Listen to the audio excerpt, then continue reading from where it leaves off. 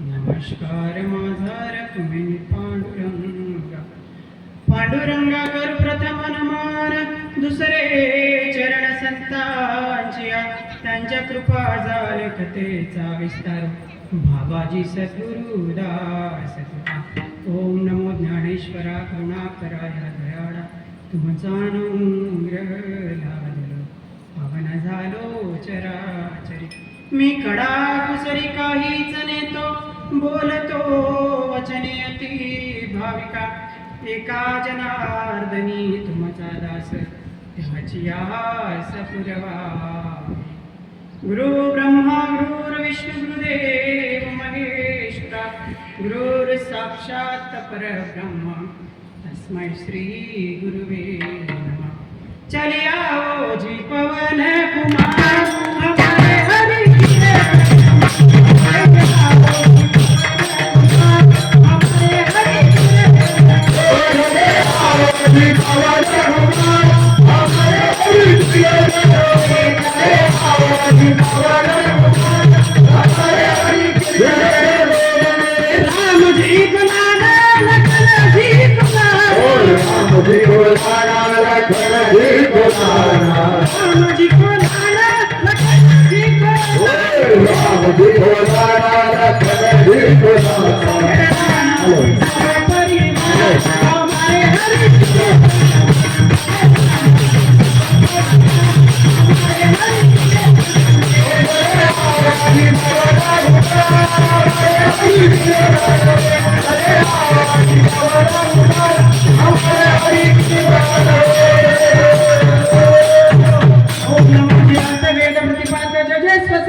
आत्मरूपा देवा तू जगण्याची सकलार्थमध्ये प्रकाश मने निवृत्तीदास अवतारी जोज सरस्वती माते द्यावी मद स्मृती येतो काकुडती तुझ लागे सर्व मंगल मांगल्य शिवे सर्वार्थ साधिके शरण्ये त्र्यंबके गौरी नारायणी नमोस्तुते विठ्ठल विठ्ठल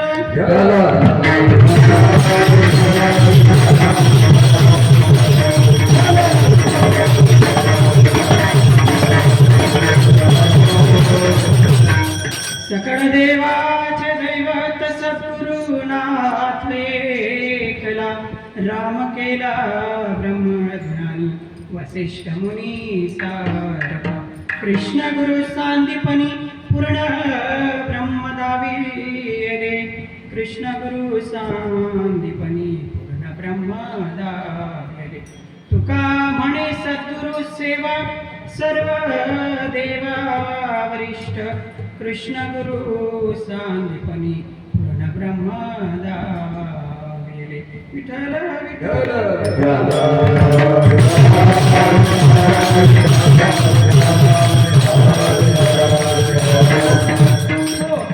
प्रस्तुत प्राप्त रूपी कीर्तन सेवेकरिता निवडलेला अभंग जगद्गुरु तुकोबारायांचा अभंग तुकोबारायांचा असून त्यांनी गुरु महात्म्य सांगून देणारा हा अभंग आहे.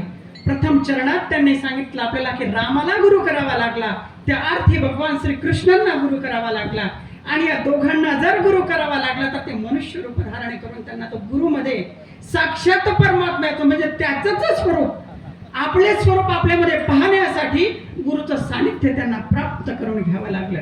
तुकोबारायांना सांगावं लागलं मानवा एकदा जर जन्माला आला तर हा नरदेह मनुष्य तुला एकच वेळेस मिळणार आहे आणि हा एकदा का हाती सापडला तर तो पुणे पुणे सापडणे हाती नाही. तुका म्हणे किल्ल्या संता हाती दिल्या हो एकदा सापडल्या पुन्हा पुन्हा सापडतील का याची गॅरंटी नाहीच. म्हणून तुकोबारायांना सांगावं लागलं तुका म्हणे सद्गुरु सेवा सर्व देवा वरिष्ठ. वास्तविक पाहता आजचा दिवस कोणता आणि अभंग कोणता ही समय सूचकता असायला पाहिजे. बस का मी बाबांची माफी मागतो, समस्त मंडळींची माफी मागतो. आज आहे गोरोबा काकांची पुण्यतिथी. अभंग त्यांचाच पाहिजे होता. काकांच्या चरणी नतमस्तक होतो आणि अभंगाकडे वळतो. काकांची पुण्यतिथी आणि त्यांचं चरित्र वर्णन करणं हे आजचं आपलं काम आहे. आणि काकांचं चरित्र किंवा काकांचं जीवन जसं तुकोबारायांचं भक्तिपूर्ण जीवन झालं त्याच पद्धतीने काकांचं जीवन होतं. काकांचं जीवन भक्तिपूर्ण अंतःकरणाने भरलेलं. एकीकडे साधू संत म्हणतात की भरल्या सभा मंडपामध्ये भगवान परशुरामांनी जसं प्रभू रामचंद्रांना धनुष्य द्यावा आणि तो धनुष्य भल्या भल्यांनी उचलावा. कोणी कोणी उचलला? किती किती महारथी होते त्या ठिकाणी. स्वयंवरामध्ये होते ना, बलाढ्य असे पहिलवान त्या ठिकाणी होते, पण कोणाकडून तो उचलला गेला? अरे सामर्थ्यवान फक्त तो एकच होता त्या ठिकाणी. तसंच तेच महात्म्य सांगून देणारा अभंग तुकोबारायांचा तुमच्या पुढे प्रतिपाद्य विषयासाठी घेण्यात आला. विठ्ठल विठ्ठल.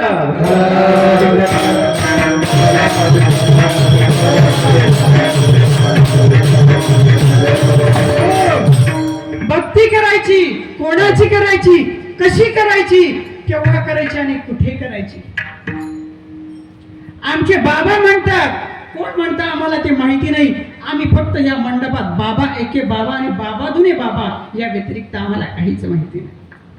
हे जर मंदिर बांधलं ना बेटा, मंदिराच्या आवारात जर तू थांबशील, भगवंताची भक्ती अशी करायची, भगवंताची भक्ती अशी करायची की आपण देवाकडे जाता कामा नाही, तर त्या मंदिरातल्या देवानं आपल्याकडे यायला पाहिजे, अशी भक्ती आपल्याकडून झाली पाहिजे. विठ्ठल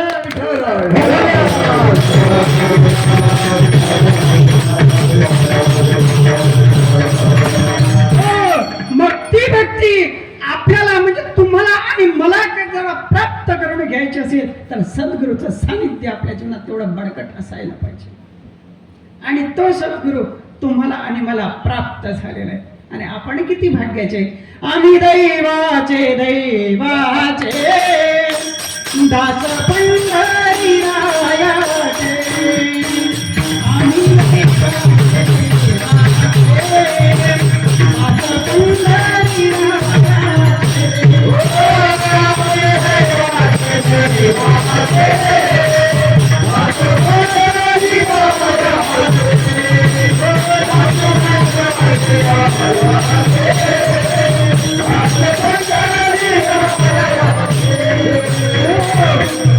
आम्ही किती दैवाचे. आणि जो विद्येवर उभा आहे ना, तो पंढरीचा मालक, तो विठू पाटील, ते आमचे दैवत आहे. ते जर आमचं दैवत आहे तर आम्ही त्याचे दास आहोत. आणि दास झालो याचा अर्थ असा नाही की आम्ही एकदा का त्याचे चरण आम्हाला सापडले तर आम्ही दुसऱ्या मार्गाला जाऊ. शक्यच नाही. आताच आमचे दादा घरात सांगत होते की बाबा म्हणजे आपल्या गावात साधक तरी किती, म्हणजे भरपूर साधक झाली. साधक व्हायला अर्थ नाही हो, साधक व्हायला अर्थ नाही. गेल्या वर्षी बाबा सुद्धा काल्याच्या कीर्तनामध्ये सांगून गेले, बेटा तुम्ही मार इथून घातली काय किंवा इथपर्यंत घातली काय, तिला अर्थ नाही. किंवा एखाद्या मुलीचं लग्न झालं, 2 दिवसाचा थाट, किती दिवसाचा, एक हळदीचा थाट आणि दुसरं म्हणजे लग्नाचा थाट, आणि फक्त क्षणाची अवधी, जोपर्यंत तिच्या गळ्यात मंगळसूत्र पडत नाही तोपर्यंत ती नवऱ्याची बायको होऊ शकत नाही. एकदा का नवऱ्याची बायको झाली तर पुन्हा तिच्या संसाराला प्रारंभ होतो. आणि ती जर चांगली असली तर नांदून दाखवते, कारण आई वडिलांचं नाव तिला या जगात गाजवायचं असतं. नवी नवी माहेराचं आणि सासरचं दोघीकडचं नाव तिला उज्ज्वल करायचं असतं. यावरून आपण स्वतः आपलं आत्मपरीक्षण करायचं की मी ज्या दिवसापासून माळ घातली, मी सद्गुरूंच्या अधिष्ठानाला धरून राहिलेलो आहे की नाही. नामासी विन्मुख तो नर पापिया, हरी विन धावया न पावे. ज्याने नाव घेतलंय तो पापी नाही, पण नावापासून जो विन्मुख झाला तो पापी आहे बाबा. मग मला सांगा, भर दुपारच्या वेळेस, आता मला एवढी झोप लागत होती, आमच्या दाजीने, आमच्या दादा म्हणे आम्ही अलाउसिंग करून आलो. आमच्या वहिनी साहेब म्हणे भाऊ तुम्हाला पटकन जावं लागेल. म्हटलं झोप लागते, आता काय करायचं. विषयाचा भाग झाला. झोपेला बाजूला सारून बर का, सद्गुरूंचं तत्व आपल्याला हे सांगतं, तुमचं काम तुम्ही बाजूला ठेवा. याचा अर्थ जर तुम्ही माझ्याकडे 2 पाऊल ठेवले तर मी नक्कीच तुमच्याकडे 4 पावलांनी आल्याशिवाय राहणार नाही. ही सद्गुरूची ताकद आहे. विठ्ठल विठ्ठल.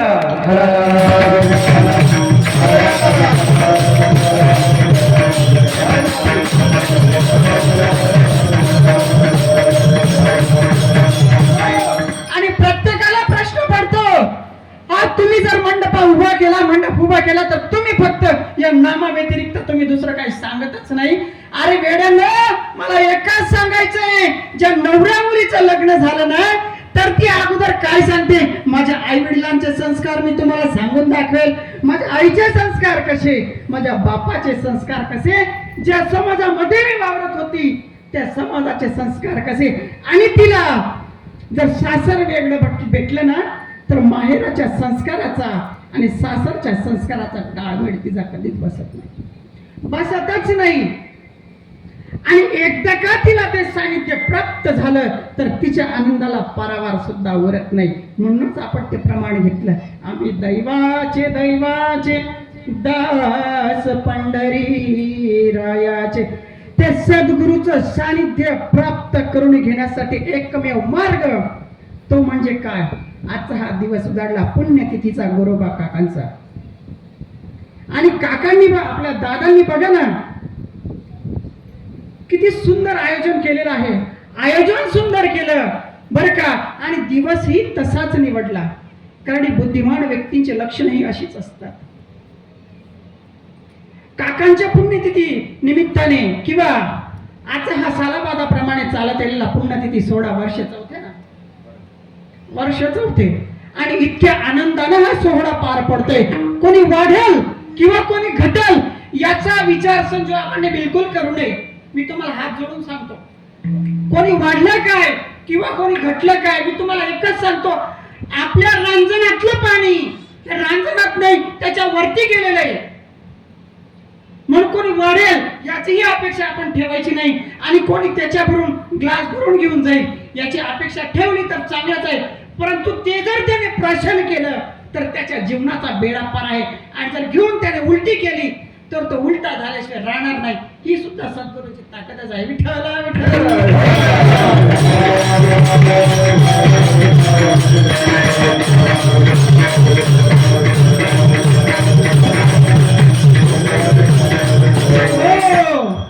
बर का, सकळ देवाचे दैवत सद्गुरु नाथ ऐकला. मग सद्गुरु हा कोणाला प्राप्त झाला हो, कोणत्या स्वरूपात प्राप्त झाला. आजच तुम्हाला आपल्या काकांचा विषय चाललेला आहे. कोणाचा? गोरोबा काकांचा. काकांचे हात जेव्हा तोडले गेले, त्यांची पत्नी संती जेव्हा आई साहेबांनी काकांना काय सांगितलं, शब्द दिला, जेव्हा त्यांचं बाळ पायाखाली चरडलं गेलं, आई साहेबांचा संताप अनावर झाला. आणि अनावर झाल्याच्या नंतर जेव्हा गोरोबा काका त्या समाधीमधून बाहेर येत नाही, चिखल तोडवतानाचा हा विषय आहे. समाधीतनं काका बाहेर येत नाही. आणि इकडे आई साहेब पाणी घेऊन आल्या. त्या बघतात घरात मुलगा नाही, अंगणात मुलगा नाही, चौकडात त्यांनी बघितलं, पोरग सापडलं नाही. कारण शेवटी आई ती आईच असते. आणि आता हात जोडून विनंती करते, म्हणे मालक, माझी जबाबदारी मी तुमच्यावर सोपवून गेले होते, माझं बाळ कुठे आहे. आता काका शुद्धीवर असतील तर आई साहेबांच्या प्रश्नाचं उत्तर त्यांना मिळेल. काय शुद्धीवर नाहीचे, प्रश्नाचं उत्तर द्यायचा विषयच येत नाही. तेव्हा कडक न कडक आई साहेबांचं लक्ष खाली गेलं, कुठं मातीत गेलं. आणि तिथं बघायला लागले तर काय झालं, तो तपकिरी रंगाचा जो चिखल होता ना तो लाल बुंद चमकायला लागला होता. आणि आता कुठं आई साहेब कपडाला हात लावून खाली बसून हंबरडा फोडतायत. तरी सुद्धा काकांना भान आलं नाही की माझी पत्नी मला काय सांगते. शेवटी एवढ्या आकांताला आरडी मारली. तेव्हा काका कुठे शुद्धीवर आले, म्हणायला लागले, सांगती. म्हटले काय झालं. म्हणे माझं बाळ तुम्ही पायाखाली तुडवलं, माझं बाळ पायाखाली तुडवलं. नाना प्रकारे आता मला सांगा, ज्या आईचं लेकरू वारलं ती खरंच माणसाला चांगला शब्द देईल का? शक्यच नाही. कारण तिच्या त्या गाठीचं लेकरू असतं हो. तिने काय काय यातना सहन केलं हे फक्त तिला माहिती. विषय आला नाही. आणि तेव्हा काकांचा संताप अनावर झाला आणि काठी उचलली आई साहेबांना मारायला. आणि आई साहेबांना मारायला जशी काठी उचलली तशी आई साहेबांनी शब्द दिला काकांना. काय शब्द दिला, तुम्ही जर मला मारायला धावलात, माझ्यावर हात उगारला तर तुम्हाला शपथ आहे त्या पांडुरंगाची. मजसी मारती, हात उचलती, तुम्हासी आनगा पंढरीनाथाची. आणि तेव्हापासून काकांचा क्रोध शांत झाला. आणि या शपथीचा परिणाम असा काय झाला की काका म्हणे, ज्या अर्थी तुम्ही मला शपथ घातली ना, तर त्याच्या नामामध्ये गुंतवायला उद्युक्त मला तुम्हीच केलं. आता शपथ घातली तर तुझ्याशी मी वार्तालाप करू शकत नाही, तुझ्या हाताचं अन्न मी खाऊ शकत नाही, तुझ्या बरोबर संसाराचं रहाट गाडग मी चालवू शकत नाही. मला कोण पाहिजे? फक्त तो पंढरीचा पांडुरंग परमात्मा पाहिजे. आता बघा बर का, भांडण चालली नवरा बायकोची, पण शपथ घातल्यामुळे परिणाम असा झाला की काका रात्रंदिवस भगवंताच्या नामामध्ये गुंतून राहिले. मग तुकोबराय सांगता, तुका म्हणे शोधून पाही बायको ती नवऱ्याची. सत्य झालं का नाही प्रमाण? कधी काळी कोण कुठे कशी बुद्धी सुचवून देईल हे सांगताच येणार नाही. विठ्ठल विठ्ठल.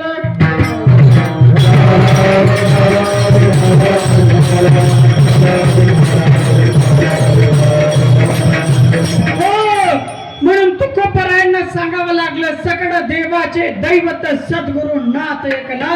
आणि तो सद्गुरु तुम्हाला आणि मला जर प्राप्त करून घ्यायचा असेल तर आपल्या गत जन्माचं पुण्य जोपर्यंत फळाला येणार नाही तोपर्यंत आपल्या गळामध्ये फक्त तुळशीची माळच राहील. बाबा तुळशीची माळच राहू शकेल. आणि खरा वारकरी तुळशीची माळ कशी ओळखतो कशी? एक तर ती काळी पडली तर, आणि दुसरी म्हणजे तिला हळदीच्या पाण्यामध्ये काहीतरी भिजू घालतात तर आहे का नाही ताई, त्याच्यावर तुळशीची माळ ओळखली जाते. तर फक्त आपल्याकडे माळ पडू शकते. माळच जर पडली तर आपला उद्धार होणार नाही का? माळच नाही, आपण जर आखी तुळशीची तुळशी खाऊन टाकली तरी आपला उद्धार नाही, फक्त आपला देह पवित्र होणार आहे त्याच्याने. परंतु एकदा का सद्गुरूचं सानिध्य प्राप्त झालं तर तुमच्या जीवनाचा बेडा पार झाल्याशिवाय राहणार नाही. सद्गुरु घरचे अमृत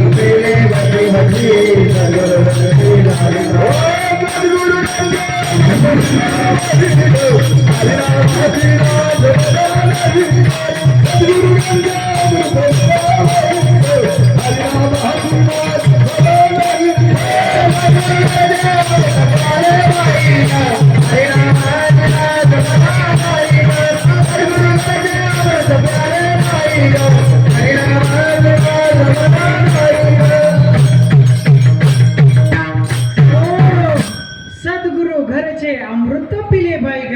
आणि हरी नामाची लाज मला नाही. आणि ही लाज जर सोडून घ्यायची असेल ना तर आपल्याला श्रीपाद बाबांकडे जावं लागेल, आपल्याला रामदास बाबांकडे जावं लागेल. नवे नवे आमचे बाबा आमच्या अधिष्ठानी तपसलेले आहेत. सकल संत आपल्या मालिकेत जे जे होऊन गेले त्यांच्या चरणाजवळ आपल्याला जावं लागेल. कशासाठी हो? जी पेरणी त्यांनी केली तीच पेरणी कशी केली, कशा पद्धतीने केली, कोणत्या रीतीने केली, हे सारं काही बघायला आपल्याला सद्गुरूच्या अनुष्ठानाजवळ जावं लागेल. काना वचनाची या भेटी सरीसाची पाय किरटी वस्तू होऊन उठी कवणू एकच. वस्तू कोणाला म्हटलं हो? तुम्हाला म्हटलं की मला म्हटलं? जी गोष्ट तुम्हाला आणि मला दिली जाते, काय जी गोष्ट तुम्हाला आणि मला दिली जाते ती गोष्ट कानात दिली जाते, डोळ्यातून ती बाहेर येते आणि काय होतं? मुख से कुछ ना कहो आंख रोती रहे, मुख कुछ ना कहे आंख रोती रहे, मुख कुछ ना कहे. ऐसा जब से हो ऐसा जब से तुझको हो गया,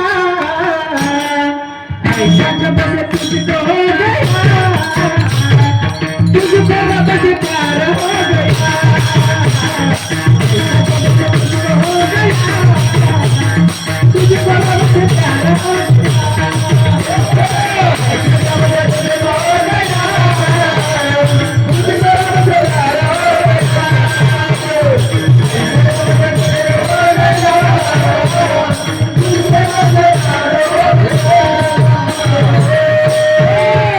किती सुंदर प्रमाणे मला अंतकरणापासून आवडते. तुम्ही म्हणता की बाकीचे लोक म्हणतात बाबा ही पिक्चराची गाणं सुद्धा म्हणा, आपण त्याचा अर्थ घ्या ना तुम्ही. आपल्याला गाण्याकडे पडायचं नाही.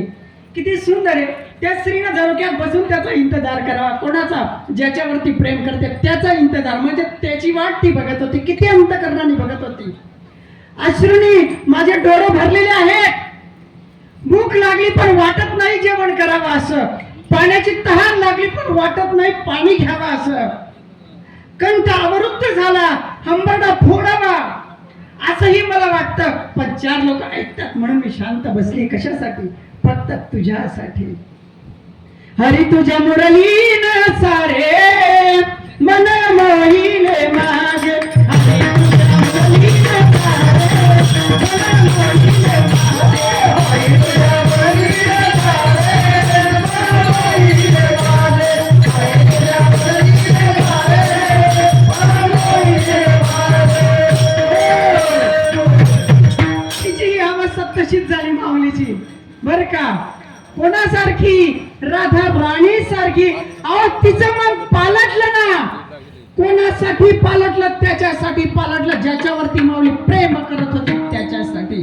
म्हणूनच तुम्हाला सांगायला लागलो, करो ती रहे मुख से कुछ ना कहो, मुख से कुछ ना कहो, मुख से कुछ ना कहो. हो. आणि या व्यतिरिक्त अजून जर तुम्हाला पुढे जाऊन सांगायला लागलं तर एकच म्हणतो, तन डोले मेरा मन डोले मेरे, मन का गया करार लाग रे, कोण बजाए बासुरिया. हो तो बासरी वादन करणाऱ्यानं बासरी वादावर त्या नागानं डुलत राहावं फक्त. कशासाठी डुलावं? या जगासाठी का? स्वतःच्या आनंदासाठी डुलावं लागतं. म्हणूनच तुम्हाला आणि मला सद्गुरूचं सानिध्य प्राप्त करून घ्यायचे. गुरु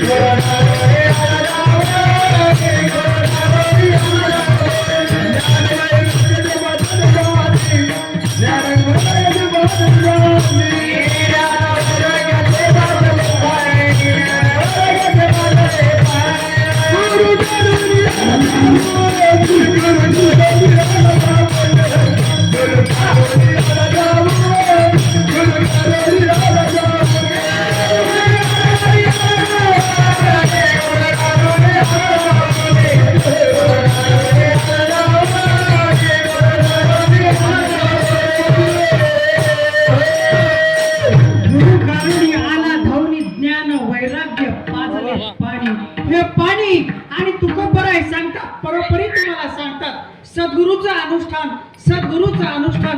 आमच्या वहिनी साहेबाला रात्री जरी त्यांनी अभंग कुठलाही घेतला ना तर साऱ्या मंडळीला माहिती आहे की ताई जरी आल्या इथं जरी उभ्या राहिल्या तरी सद्गुरू विना दुसरं काहीच सांगणार नाही. सकाळी माझ्या ताईचं कीर्तन झालं, मी नव्हतो, पण तरी तुम्हाला 100% सांगतो, 100 नाही 101% सांगतो की बाबाला व्यतिरिक्त त्यांनी काहीच सांगितलं नसेल. विठ्ठल विठ्ठल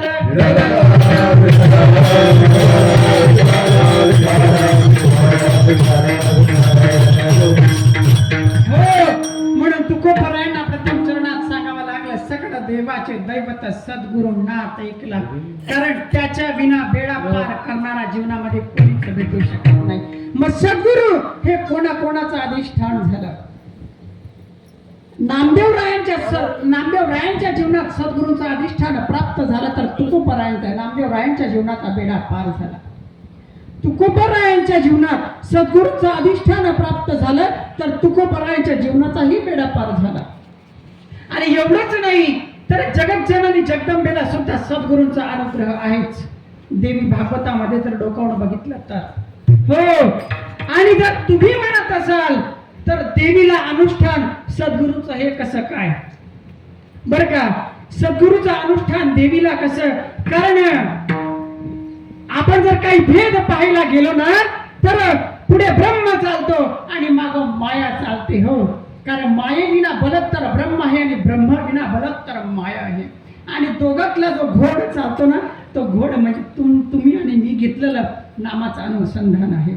श्वासोश्वासावर जे नाम चालतं, ज्या नामाचा तुम्ही आणि मी अनुभव घेतो ते नाम म्हणजे ब्रह्म आहे. आणि आता सांगण्यात आलं की अहो कानाच्या रूपानं जेव्हा ते आपल्या अंतःकरणात पेरलं जातं तर आपण शरीर राहून जात नाही, देह म्हणजे देह राहून जात नाही. बीज भाजवणे केली नाही आम्हा जन्म मरण नाही. अहो एकदा का ती गास सापडली ना तर पुण्या जन्माला येणं आणि मरणाची भीती या जीवनातून बाद होऊन जाते. बाबा तुकोबरायांच्या जीवनामध्ये तशाच त्यांना त्यांच्या शिष्य लाभल्या. कोण होत्या? श्री संत बहिणाबाई. असंच बहिणाबाई आणि तुकोबरायांचा संवाद चालत असताना तुकोबरायांच्या मुखातून सहजासहजी उद्गार निघाले की पैठणीवरून जेव्हा ज्ञानोबराई निघाले ना बहिणाबाईंचा आणि तुकोबरायांचा संवाद आहे. पैठणवरून निघाले तेव्हा अगोदर रेड्याचा उद्धार केला. रेड्याचा उद्धार झाल्याच्या नंतर काय झालं? बाबाजी चैतन्याची प्रेत यात्रा चालली होती. प्रेत यात्रा चालत असताना चौघे भावंड चालले, त्यांच्या पाठोपाठ रेडा सुद्धा होता. बाबा त्याने प्रपंचाची आशा सोडली, कारण त्यांनाही लागतं खायला प्यायला 2 वेळेस. म्हणजे आता काही नको, तुमच्याकडे आलो ना तर आमच्या जीवनाला मुक्ती द्या. निघाले आणि बाबाजी चैतन्यांची प्रेत यात्रा चालत असताना चौघे भावंड त्या ठिकाणी गेले. आणि काय झालं? ज्ञानोबरायांच्या चरणावर बाबासाहेबांच्या पत्नी वाकल्या. आता तेव्हा कसे सती जायची वेळ होती तर ज्ञानोबरायांनी काय असा आशीर्वाद दिला, त्यांना सौभाग्यवतीचा आशीर्वाद दिला. आणि त्या आईसाहेब खदखदून हसल्या. आशीर्वाद तर दिला तुम्ही, परंतु ही प्रेत यात्रा कोणाची चालली आहे हे तुम्हाला माहिती आहे का? मग बहिणाबाई किती समर्पकपणे उत्तर देतात तुकोबरायांना. बाबा मग काय झालं असेल हो त्या ठिकाणी?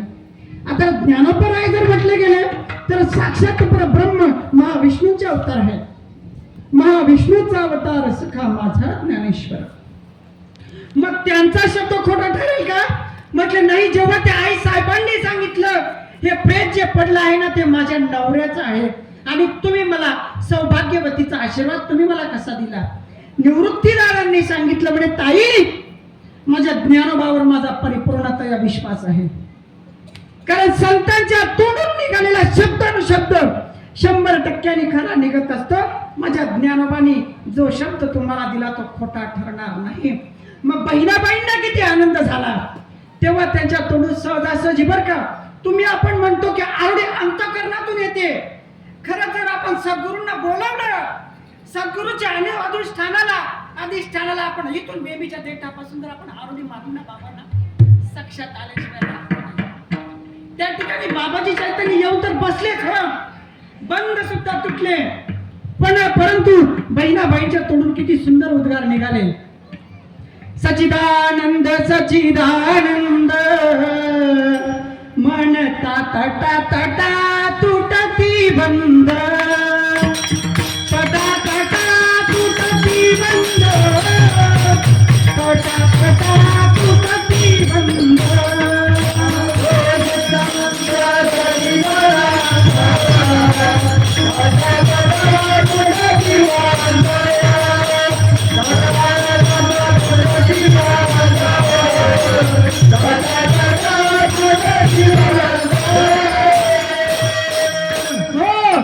किती बंद तोडले? हो किती बंद तोडले? 7 बंद तोडले.